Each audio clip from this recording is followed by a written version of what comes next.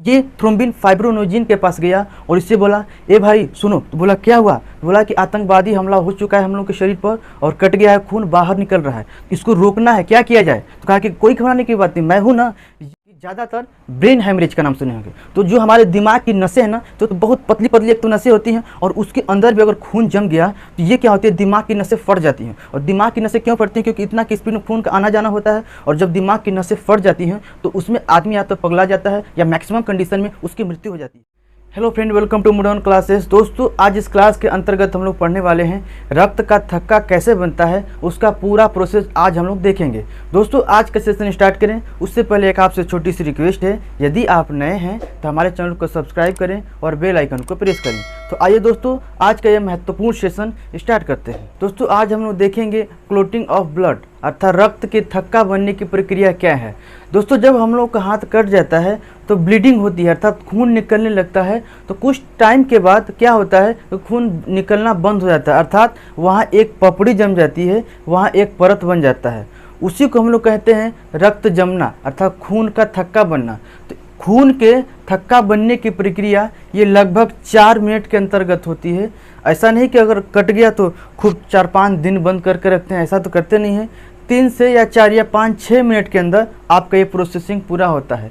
इसी प्रोसेसिंग को हम लोग कहते हैं कैस्केडिंग प्रोसेसिंग अर्थात रक्त जमने की प्रक्रिया क्या कहलाती है, कैस्केडिंग प्रोसेस कहलाता है। ये प्रोसेस दोस्तों 4 स्टेप में है। आइए इसको हम एक छोटी सी कहानी के माध्यम से समझने का प्रयास करते हैं कि रक्त जमने की प्रक्रिया में क्या क्या प्रोसेस होते हैं। ये फर्स्ट प्रोसेस है दोस्तों, जब थ्रोम्बोसाइट हवा के संपर्क में आता है अर्थात जब हम लोग का हाथ कटता है तो खून बाहर आता है ना, जब ये वायु के संपर्क में आता है कौन, प्लेटलेट, तो थ्रोम्बोप्लास्टिन बना लेता है। थ्रोम्बोप्लास्टिन सेकेंड स्टेप में क्या करता है कि बॉडी के कैल्शियम से जाकर मिलता है और उसको सूचना देता है कि भाई हाथ कट चुका है, खून बह रहा है, उसको रोकना है। तो कैल्शियम कहता है कि भाई ये मेरे बस की बात नहीं है। ऐसा करते हैं कि चलो दोनों लोग मिलकर प्रोथ्रोम्बिन को जगाते हैं। ये हमारे बॉडी में सोया हुआ कुंभकर्ण की तरह होता है। तो प्रोथ्रोम्बिन को जब जगाया जाता है तब वो थ्रोम्बिन बन जाता है। कहने का मतलब जब ये सोया होता है तब ये प्रोथ्रोम्बिन, जब जग गया तो थ्रोम्बिन। अब थ्रोम्बिन उठा तो उठने के बाद कहता है कि भाई मेरे पास एक सुझाव है, मेरा बात मानो, इसके लिए मैं अकेले काम नहीं कर सकता हूँ। तो थ्रोम्बिन कहता है कि चलो मैं चलता हूँ अपने दोस्त के पास। इसका एक दोस्त फाइब्रोनोजिन है। ये थ्रोम्बिन फाइब्रोनोजिन के पास गया और इससे बोला, ए भाई सुनो। तो बोला क्या हुआ? तो बोला कि आतंकवादी हमला हो चुका है हम लोग के शरीर पर और कट गया है, खून बाहर निकल रहा है, इसको रोकना है, क्या किया जाए? तो कहा कि कोई घबराने की बात नहीं, मैं हूँ ना। ये गया फाइब्रोनोजिन के पास। यहाँ से प्रोसेस समझना, थ्रोम्बिन आया फाइब्रोनोजिन के पास, फाइब्रोनोजिन क्या बनाया, फाइब्रिन बनाया। मेन काम यही था। जब फाइब्रिन बन गया तो फाइब्रिन एक जाली टाइप का होता है। कैसा होता है? इस तरह से ये जाली नुमा होता है। जहाँ खून बह रहा था वहाँ गया फाइब्रिन और उसके ऊपर एक जाली नुमा इस प्रकार का आवरण लगा देता है। अब क्या होता है, जो रुधिर कणिकाएं होती हैं ना, आरबीसी, डब्ल्यूबीसी, प्लेटलेट, वो बह रहे होते हैं। तो अब क्या होते हैं, ये लोग जाकर इस जाली में फंसने लगते हैं। आरबीसी ये लोग क्या होते हैं कि जाकर इस जाली में फंसने लगते हैं। आरबीसी, डब्ल्यूबीसी, प्लेटलेट जाके इसमें फंस जाते हैं। तो इसमें एक लेयर बना लेते हैं, है ना। फंसते हैं तो क्या करते हैं, एक लेयर बना लेते हैं जिसके कारण रक्त का थक्का बन जाता है। इसको क्या कहते हैं, रक्त का थक्का बनना। आप इसको एक सिंपल भाषा में समझिएगा। रक्त को थक्का बनने की प्रक्रिया 4 मिनट में पूरी होती है। इसकी प्रक्रिया को कैस्केडिंग प्रोसेस कहते हैं। यह 4 स्टेप में होता है। पहला स्टेप में क्या होता है, थ्रोम्बोसाइट अर्थात प्लेटलेट वायु के संपर्क में जब आता है तब ये थ्रोम्बोप्लास्टिन बना लेता है। और दूसरा स्टेप में थ्रोम्बोप्लास्टिन कैल्शियम से जाकर मिलता है और इसके कहता है कि भाई कट चुका है, खून को रोकना है। तो इसके बस की बात नहीं होती, ये प्रोथ्रोम्बिन को जगाता है। प्रोथ्रोम्बिन क्या बन जाता है, थ्रोम्बिन बन जाता है। और थ्रोम्बिन जाकर फाइब्रोनोजिन से संपर्क करता है। फाइब्रोनोजिन फाइब्रिन का निर्माण करता है और फाइब्रिन एक जाली नुमा होता है और जिसमें रुधिर कणिकाएं आरबीसी, डब्ल्यूबीसी और प्लेटलेट्स जाकर क्या होते हैं, फंस जाते हैं, जिसके कारण रक्त का थक्का बनता है और खून बाहर नहीं जा पाता है। तो ये प्रोसेस आपको एक छोटी सी कहानी के माध्यम से समझाए, आपको बेहतरीन ढंग से समझ में आया होगा। इसके बाद हम लोग देखते हैं नेक्स्ट। हम लोग पढ़े हैं दोस्तों कि रक्त को थक्का बनने में कौन सहायक होता है। तो हम लोग सिंपल जाते हैं कि विटामिन के सहायक होता है, ये नहीं जानते हैं। लेकिन अकेले सिर्फ विटामिन के ही सहायक नहीं होता है, और भी ये सारे चीज़ हैं जो रक्त को जमने में सहायक होते हैं। उन्हीं चीज़ को देखते हैं कि रक्त को जमने में कौन कौन से सहायक होते हैं, कौन कौन से महत्वपूर्ण भूमिका अदा करते हैं।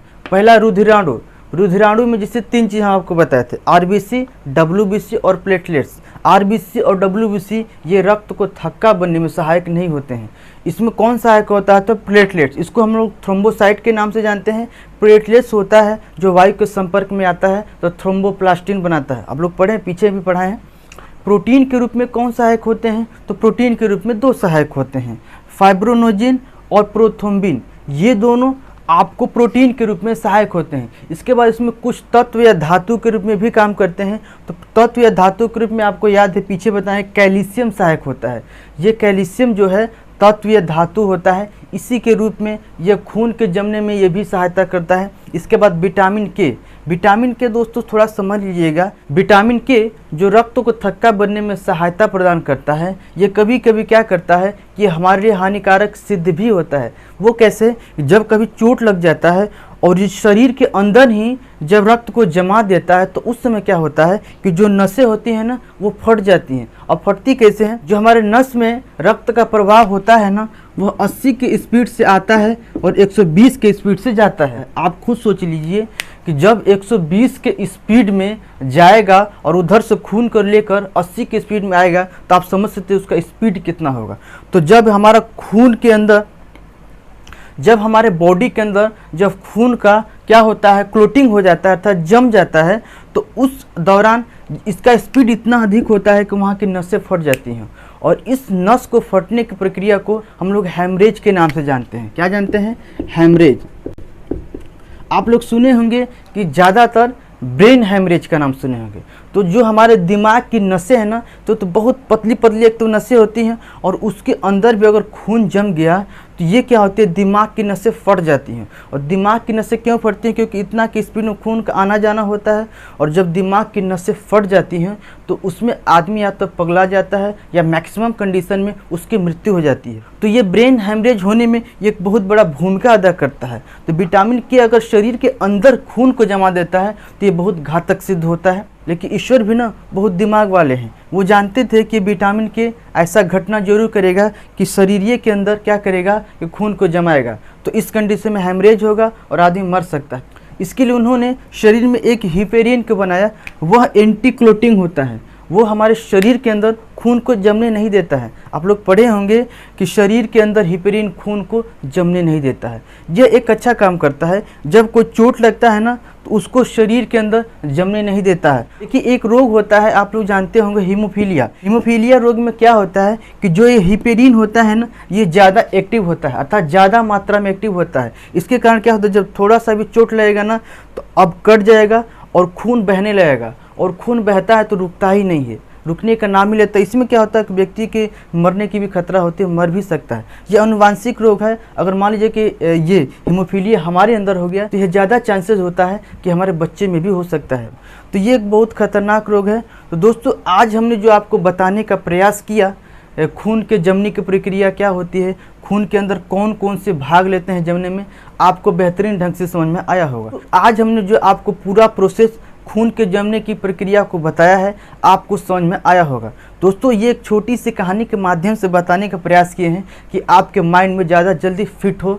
तो हम दोस्तों आशा करेंगे कि ये वीडियो आपको पसंद आ रहा है। यदि आपको ये वीडियो पसंद आया हो तो आप हमें कमेंट में ज़रूर बताएं, अपना राय दें कि आपको कैसा लगा। तो दोस्तों आज के लिए बस इतना ही, मिलेंगे नेक्स्ट वीडियो में। और नेक्स्ट वीडियो में ब्लड से रिलेटेड कुछ और इसके पार्ट हैं उसको हम लोग पढ़ेंगे। तब तक के लिए